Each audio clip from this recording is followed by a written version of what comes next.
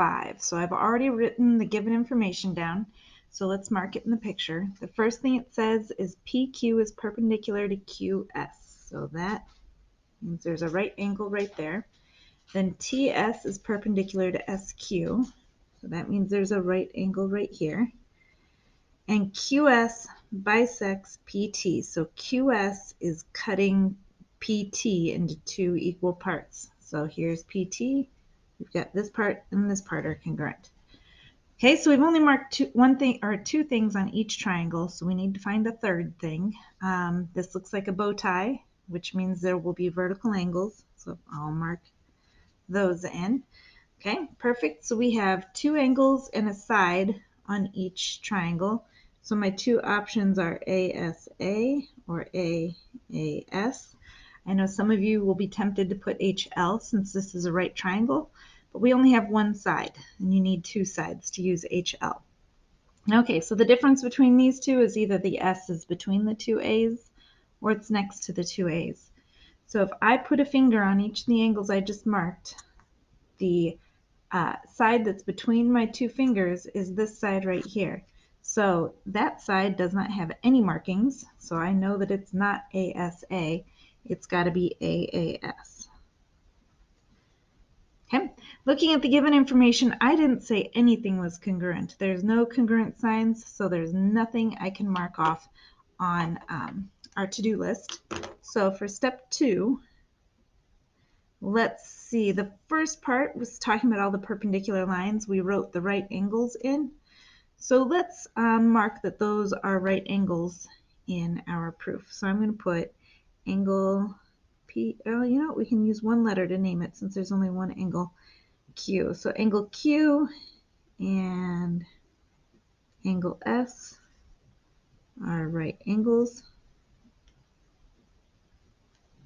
And the reason we know that they're right angles is because the lines were perpendicular. So this is the definition of perpendicular. Okay, so since they're both right angles, they have to be the same because we had a theorem that seemed silly at the time, but now we're going to use it all the time, is that all right angles are congruent. So angle Q is congruent to angle S because all right angles are congruent.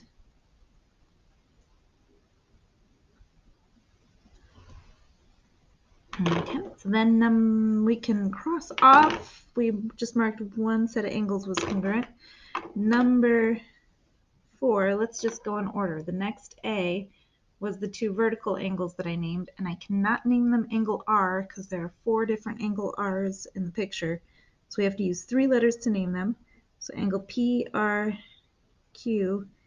is congruent to angle SRT. And the reason there is they're vertical angles, so vertical angles are congruent. And we can cross off another A. Okay, so now we're to the S. We marked the sides congruent because of this line right here.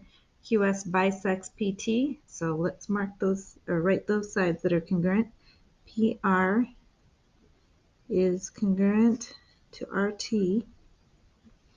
And once again, if there's a word in the given information, you're almost always going to use the definition of that word. And the definition was that this segment is cutting this one into 2 equal pieces, which is what happened. We have 2 equal pieces. So this is the definition of bisect. We said 2 sides are congruent. You can mark that off in our to-do list. Everything's marked off in our to-do list, so we can say that the 2 triangles are congruent. I'm just copying down exactly what is written as the proved statement up at the top. TSR, and our reason is AAS.